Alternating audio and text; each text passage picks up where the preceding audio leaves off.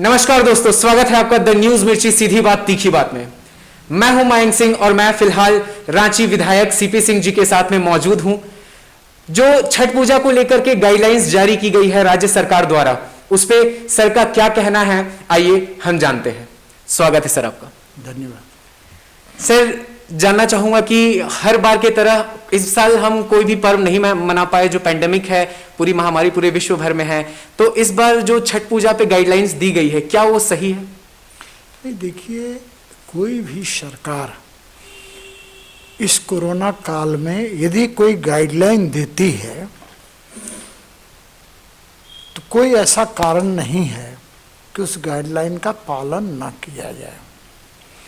लेकिन सबसे बड़ा दुर्भाग्य इस बात का है कि जो हिंदू के पर्व होते हैं उसी में इस तरह के गाइडलाइन दिए जाते हैं, लेकिन दूसरे धर्मावली के पर्व में इस तरह के गाइडलाइन नहीं दिए जाते। तो इस तरह का भेदभाव जो होता है ये लोगों में यह सोचने को विवश कर देता है कि हम बहुसंख्यक हिंदू होने का कौन सा गुनाह कर रहे हैं। ये वर्तमान सरकार जो महागठबंधन की है, जिसमें कांग्रेस है, राजद है, ये इस तरह का प्रतिबंध लगाने का काम करते हैं। दो तीन मैं छोटा छोटा उदाहरण देना चाह रहा हूँ।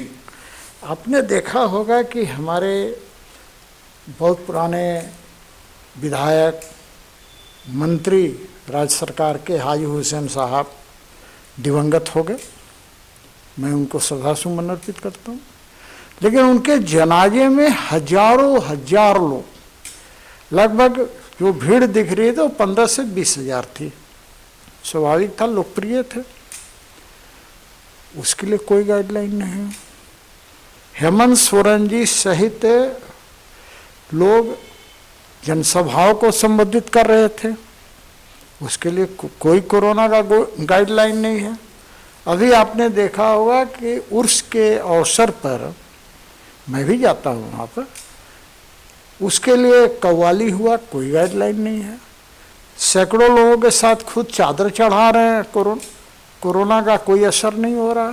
लेकिन हिंदू पर्व जब भी आता है इन्हें कोरोना कोरोना कोरोना नजर आने लगता है। ये बात है कि कोरोना है और सबको गाइडलाइन का पालन करना है, लेकिन सिर्फ एक वर्ग विशेष जो बहुसंख्यक है उसी पर ये क्यों लागू होता है, अल्पसंख्यक वर्ग पर क्यों नहीं होता? इसका सीधा सीधा बात है कि ये तुष्टीकरण की राजनीति है। तो ये तुष्टीकरण की राजनीति आखिर क्यों आप करते हैं? सिर्फ वोट के लिए आप करते हैं। तो आपको समझना चाहिए कि आज कांग्रेस पूरे देश से समाप्त हो रही है और कांग्रेस के कहे अनुसार आप काम कर रहे हैं। तो स्वाभाविक रूप से लोगों में इस बात के लिए क्षोभ उत्पन्न होता है कि भाई हमने क्या गुनाह किया है कि हमारे पर्वों पर इस तरह के प्रतिबंध लगाए जाते हैं। सवाल यह है कि आप इस छठ महापर्व में भी, जो लोक आस्था का पर्व है, घर घर में लोग छठ करते हैं। अब इसमें भी आपने कहा है कि कोई भी जलाशय पर आप नहीं जा सकते हैं, घर में ही कीजिए। तो हर व्यक्ति घर में कैसे करेगा?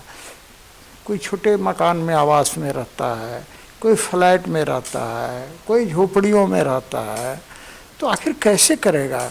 उसको नदी जाना होगा, तालाब जाना होगा, तभी वो कर सकता है। बहुत कम ऐसे लोग हैं जो आजकल छत पर बना दे रहे हैं, छत पर कर ले रहे हैं। सब तो ऐसा नहीं कर सकता है।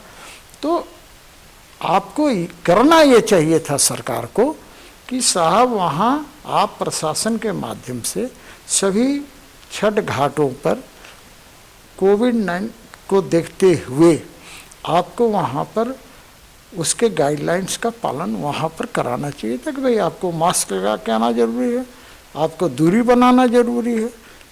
ये कोई बड़ी बात नहीं थी, लोगों में भी जागरूकता है, लोग कर सकते थे।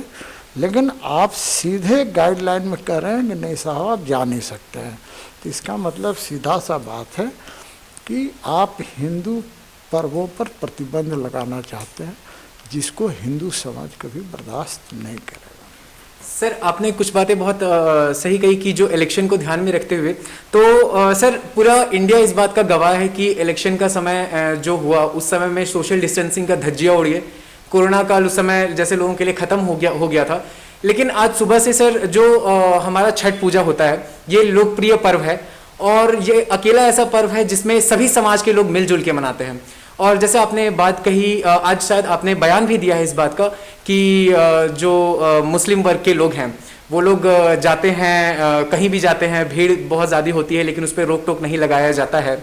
तो सर मेरा आपसे ये सवाल है कि आप सत्ता में रह चुके हैं, आप फिलहाल माननीय विधायक जी भी हैं, तो क्या एक ऐसा विवादित बयान देना आपके लिए सही था कि अल्पसंख्यकों को नहीं रोका जाता है? क्योंकि आज सुबह से कई मुस्लिम वर्ग के लोगों ने भी, अच्छे जो लोग हैं, उन्होंने इस बात का विरोध किया है कि हाँ, जो त्योहार था वो अच्छी तरीके से मनाना चाहिए। देखिए, मैंने कोई विवादित बयान, आपकी नज़र में हो सकता है, सवाल यह है कि सच्ची बातें कड़वी लगती है। सवाल है कि आप लोग जो है बढ़ चढ़ करके और कौमी एकता की बात करते हैं, भाईचारा की बात करते हैं, अमन की बात करते हैं, गंगा जमुना तहजीबी की बात करते हैं। ये सिर्फ हिंदुओं के लिए है क्या? सवाल है कि जो सही होगा मैं बोलूँगा। अब आपको विवादास्पद लगता है तो लगे, मैं क्या करूँगा। सवाल ये है कि मैं गलत कहाँ कह रहा हूँ। सवाल है कि अभी कव्वाली उर्स के अवसर पर हुआ कि नहीं हुआ, वहाँ कौन सा गाइडलाइन लागू था, है कोई जवाब दे सकता है? सो कॉल्ड सेकुलर लोगों से मैं पूछना चाह रहा हूँ, चाहे आप हो चाहे और भी कोई हो, क्या उर्स का मेला लगा कि नहीं, लंगर वहाँ चला कि नहीं? आप यहाँ कह रहे हैं कि प्रसाद नहीं बांटना है, आप वहाँ लंगर चलने देते हैं, आप वहाँ चादर सैकड़ों लोगों के साथ चादर चढ़ाते हैं, सारे फोटो गूगल पर है। मेरा कहना है कि आप उसके लिए सारा कानून की धज्जियां उड़ा देते हैं। उनके जनाजे में हजारों लोगों की भीड़ होती है, कहाँ चला जाता है गाइडलाइन आपका? सवाल यह है कि मैं जब ये बातें बोलता हूँ तो बुरा लगता है, तो लगता है तो लगे, मैं क्या करूँ? किसी को मिर्ची लगती है तो लगे। सर इस साल जो छठ का पर्व है, इसको लेकर के आप क्या उम्मीद कर रहे हैं? क्या सरकार को दूसरी गाइडलाइंस जारी करनी चाहिए या फिर जारी होगी दूसरी गाइडलाइंस? देखिए, सरकार क्या करेगी नहीं करेगी, मैं बहुत अपेक्षा इस सरकार से नहीं करता हूँ। सवाल है कि एक जनप्रतिनिधि होने के नाते और स्वाभाविक रूप से बहुसंख्यक लोगों का प्रतिनिधित्व करने के कारण मैं सरकार से अपेक्षा अवश्य करता हूँ। और इसीलिए आज हम लोग प्रतीकात्मक रूप से 1 घंटा बटन तालाब डोरंडा में, सांसद जी थे, मैं था और विधायक लोग थे, सब लोगों ने वहाँ पर किया कि भाई विरोध प्रकट किया। तो मेरा ये कहना है कि भैया आपके नज़र में, सरकार की नज़र में सब बराबर होना चाहिए। आप कोविड का पालन कराइए, लेकिन कानून सबके लिए एक होना चाहिए और एक नज़रिए से देखना चाहिए, न कि तुष्टीकरण की राजनीति आप करें। और जब तुष्टीकरण की राजनीति करेंगे तो सीपी सिंह तो भाई आवाज़ उसके खिलाफ उठाएगा, चाहे इसके लिए मुझे जो भी अंजाम भुगतना पड़े, मैं उसके लिए तैयार रहता हूँ। बिल्कुल सर, आखिरी चीज़ कि आप अपने जो देश की जनता है, जो आपके लोग हैं रांची के, सभी को शुभकामना देते हुए क्या कहना चाहेंगे? मैं तो रांची और झारखंड की जनता, देश की जनता को यही कहूँगा कि भाई कोविड-19 का जो गाइडलाइन है उसका अक्षर से पालन करने की कोशिश करनी चाहिए।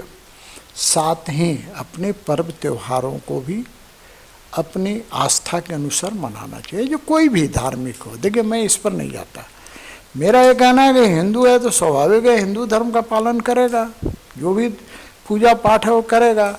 यदि मुस्लिम समाज के लोग हैं तो अपने विधि विधान के अनुसार इबादत करेंगे, कहाँ उनको रोक है। हमारे ईसाई समाज के लोग हैं, सिख समाज के हैं, बौद्ध हैं, जैन हैं, जो 6 धर्मावली खास करके हैं, सभी अपने अपने अनुसार इबादत करें, पूजा पाठ करें, किसी को कोई आपत्ति नहीं है और होनी भी नहीं चाहिए। तो मैं सबों के सुख और समृद्धि की कामना करता हूँ और छठी मैया सबों के जीवन में रंग बिरंगी खुशहाली लाए, इसकी कामना करता हूँ। सर, एक सवाल मुझे याद आ गया कि डॉक्टर लुइस मरांडी जी ने आज अपने ऑफिशियल फेसबुक अकाउंट पे लिखा कि ये सरकार हिंदू धर्म के जो भावना है, जो आस्था है, उसको आहत करने का प्रयास कर रही है। इसको लेकर क्या कहना चाहेंगे? देखिए, डॉक्टर लुइस मरांडी जी भी जनप्रतिनिधि हैं और अभी चुनाव में बहुत कम वोट से आ रही हैं। मैं ये कहूँगा कि भाई देखिए, कोई भी हो, सबको अपनी अपनी आस्था के अनुसार पूजा करने का अधिकार है।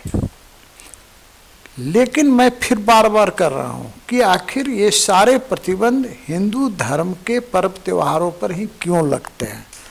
और लुइस मरांडी जी ने इसीलिए कहा है, तो मैं उनको धन्यवाद देना चाहता हूँ कि उन्होंने इस बात को रखने का काम किया है।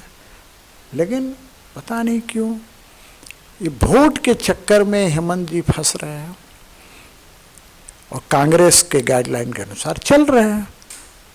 तो आज न कल इनको महंगा पड़ेगा। मैं इतना ही कहूँगा कि राजनीति में अभी क्या दुर्गति हुई कांग्रेस की, तो कम से कम कांग्रेस जिससे जिससे सटता है उसकी दुर्गति हो जाती है। तो मैं ही कहूँगा हेमंत जी दूर रहिए, नहीं तो आपकी भी राजनीतिक दुर्गति हो जाएगी। तो दोस्तों, आपने सुना कि आपके विधायक जी का कहना है कि अपने धर्म का पालन करते हुए आस्था के साथ में अपना पूरा पर्व मनाइए और साथ ही लॉकडाउन का पालन भी कीजिए। ये थे मयंक सिंह, द न्यूज़ मिर्ची, रांची। धन्यवाद।